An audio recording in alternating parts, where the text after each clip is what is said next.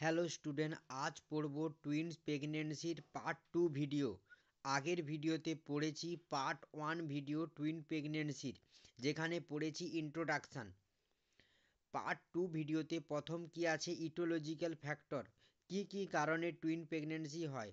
First, monozygotic twin প্রেগনেন্সির ক্ষেত্রে কী হয়, ম্যাটার্নাল এনভায়রনমেন্টাল ফ্যাক্টরসের কারণে মনোজাইগোটিক টুইন প্রেগনেন্সি হয়। ডাইজাইগোটিক টুইন্স প্রেগনেন্সি কিভাবে হয়, first race, second heredity, third মায়ের এজ 35 বছরের ওপরে হলে, 4 ইনফ্লুয়েন্সি অফ প্যারাইটি, যদি 4 থেকে 5টা প্রেগনেন্সি থাকে মায়ের আগে তাহলে টুইন প্রেগনেন্সি হওয়ার সম্ভাবনা থাকে। আইট্রোজেনিক মেডিকেল প্রসিডিওর কারণে। তারপরে কি 6 নম্বরে আছে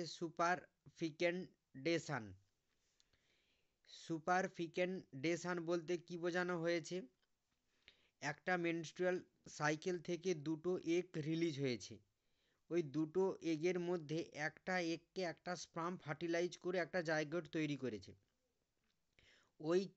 ওই অল্প সময়ের মধ্যে 24 ঘন্টার মধ্যে যদি আবার একটা ইন্টারকোর্স সেশন হয়, ওখান থেকে যদি আরেকটা স্পার্ম রিলিজ হয়ে আরেকটা থাকা এগকে ফার্টিলাইজ করে, তখন আরেকটা জাইগোট তৈরি হয়। এটাকে বলা হচ্ছে সুপারফিকেন্ডেশন। আর ফিটেশান কি, যেখানে একটা কারেন্ট মান্থে একটা এগ রিলিজ হয়েছে, ওই একটা এগ একটা স্পার্ম দ্বারা ফার্টিলাইজ হয়ে একটা জাইগোট তৈরি করেছে। নেক্সট মান্থে যদি আবার একটা মেনস্ট্রুয়াল সাইকেল হয়, ওখান থেকে যদি আবার একটা এগ রিলিজ হয়, সাধারণত নর্মাল প্রেগনেন্সিতে পরের মাসে, যে মাসে প্রেগনেন্সি হয় তার পরের মাসে মেনস্ট্রুয়াল সাইকেল হয় না, কিন্তু এখানে যদি পরের মাসে মেনস্ট্রুয়াল সাইকেল হয়, ওখান থেকে যদি আরেকটা এগ রিলিজ হয়, আরেকটা স্পার্ম দ্বারা ফার্টিলাইজ হয়ে আরেকটা জাইগোট তৈরি করে, এটাকেই বলা হচ্ছে সুপারফিটেশান। এটা সাধারণত হিউম্যানের ক্ষেত্রে লক্ষ্য করা যায় না, এটা অ্যানিম্যালদের ক্ষেত্রে হয়। নেক্সট, লাই অ্যান্ড প্রেজেন্টেশন কি, এখানে লংগিটিউনাল লাই থাকে, 90% হওয়ার চান্স থাকে। বোথ ভার্টেক্স, অর্থাৎ দুটো বেবিরই মাথা নিচের দিকে থাকবে, ওটা হয় 60%। প্রথম বেবিটার মাথা নিচের দিকে থাকবে আর আরেকটা বেবির মাথা ওপরের দিকে থাকবে, অর্থাৎ সেকেন্ড ব্রিজ, এটা হয় 20%।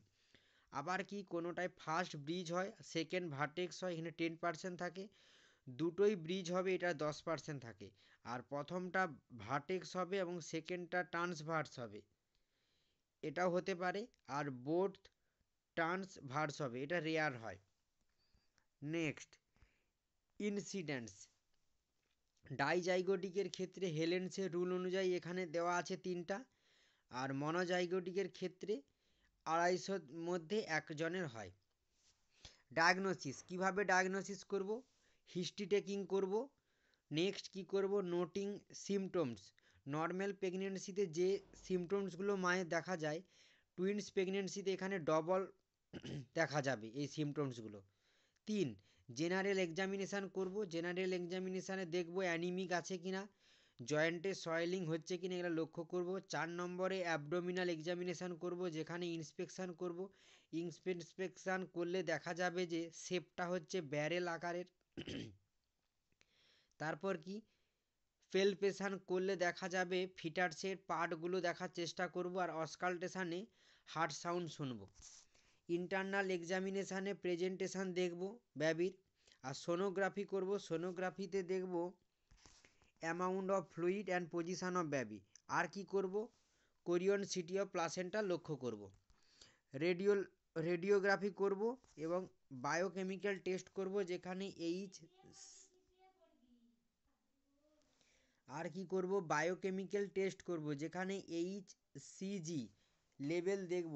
HCG বলতে এখানে বোঝানো হয়েছে হিউম্যান কোরিওনিক গোনাডোট্রপিক হরমোনের লেভেলটা দেখব। তারপর কি আরও ডিফারেন্সিয়াল ডায়াগনোসিস করব, যেখানে হাইড্রোঅ্যামনিওসিস লক্ষ্য করব, বিগ বেবি লক্ষ্য করব। কমপ্লিকেশান, টুইন প্রেগনেন্সিতে কি কমপ্লিকেশান হতে পারে, মায়ের ক্ষেত্রে মায়ের ক্ষেত্রে প্রেগনেন্সির টাইমে কী কী হবে? Nausea, vomiting, anaemia, preeclampsia, hydramnios. Hydramnios বলতে এখানে অলিগোহাইড্রোঅ্যামনিওস অ্যান্ড পলিগোহাইড্রোঅ্যামনিওস বোঝানো হয়েছে। এদের দুটো ভিডিও আমি করেছি, কমেন্টে এই দুটো ভিডিওর লিঙ্ক দিয়ে দেব। প্রিটার্ম লেবার হতে পারে, অ্যান্টিপাটাম হ্যামারেজ হতে পারে, মেল প্রেজেন্টেশন হবে, মেকানিক্যাল ডিস্ট্রেস হবে। ডিউরিং লেবারের টাইমে কি হবে? Early rupture of membranes, cord prolapse, prolong labour, increase operative interference, যেখানে ইনস্ট্রুমেন্টের ব্যবহারের চাহিদাটা বাড়বে, পোস্টপার্টাম হ্যামারেজ হবে। আর পোস্ট ন্যাটাল পিরিয়ডের ক্ষেত্রে কি হবে? সাব ইনভলিউশন, অর্থাৎ যেখানে ইউট্রাসের নন প্রেগনেন্সিতে যে সাইজটা ছিল ওটা পুনরায় ফিরে আসবে না, ইউট্রাসের আকারটা। ইনফেকশান হওয়ার সম্ভাবনা থাকে। ফ্যালিং ল্যাকটেশিয়ান, অর্থাৎ ব্রেস্ট ফিডিংয়ের ডিলে হবে। ফিটালের ক্ষেত্রে কি কি অ্যাবনর্মাল দেখা যাবে? অ্যাবরশান হতে পারে, প্রেগনেন্সি টার্মিনেশান হতে পারে, ভ্যানিসিং টুইন্স, অর্থাৎ কি ফার্স্ট ট্রাইমিস্টারে ইউএসজি করলে দেখা যাবে যে দুটো বেবি আছে, কিন্তু সেকেন্ড ট্রাইমিস্টারে যখন ইউএসজি করব দেখা যাবে যে একটা বেবি আছে, কোনো কারণে আরেকটা বেবির গ্রোথ হয়নি, আরেকটা বেবি মারা গিয়েছে, এটাকেই বলা হচ্ছে ভ্যানিসিং টুইন্স। তারপরে কি ফিটার্স পেপেরিয়ার্স বা fitters কম্পেরেসেস।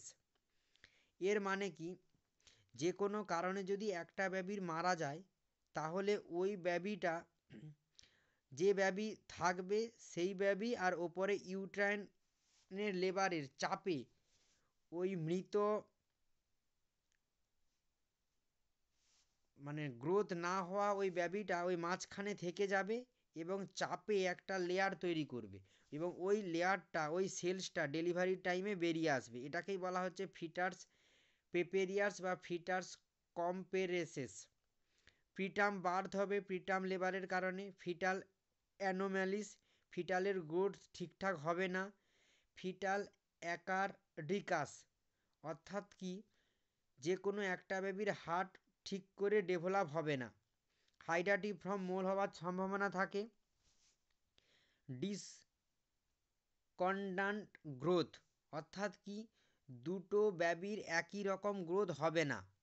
IUD of one foetus, যে কোনো একটা ফিটাসের ইন্ট্রাইউটারাইন ডেথ হবে। টুইন্স ট্রান্সফিউশন সিনড্রোম, অর্থাৎ টিটিএস হওয়ার সম্ভাবনা থাকে। কারণ কি, যদি একটাই প্ল্যাসেন্টা থেকে দুটো বেবি কানেক্ট থাকে, মানে একটাই প্ল্যাসেন্টা আছে দুটো বেবির ক্ষেত্রে, তখন এটা ঘটতে পারে টুইন্স ট্রান্সফিউশন সিনড্রোমস। কট প্রোলাপস ঘটতে পারে অ্যান্ড লক টুইন্স, দুটো বেবি ইন্টারলকড অবস্থায় থাকতে পারে। আর কি আছে? টার্ফ। টার্ফ বলতে কি বোঝানো হয়েছে? টুইন্স রিভার্সড আর্টেরিয়াল পারফিউশন, মানে কি একটা হার্ট থাকবে, যে একটা হার্ট থেকেই দুটো বেবির পরিচালনা হবে, এটাকে বলা হচ্ছে টার্ফ। আশা করি আজকের ভিডিওতে তোমরা টুইন্স প্রেগনেন্সির পার্ট 2 ভিডিওতে তার ইটিওলজিক্যাল ফ্যাক্টর, ডায়াগনোসিস, লাই এবং প্রেজেন্টেশন এবং তার কমপ্লিকেশানগুলো বুঝতে পেরেছ। ওকে, থ্যাংক ইউ সো মাচ।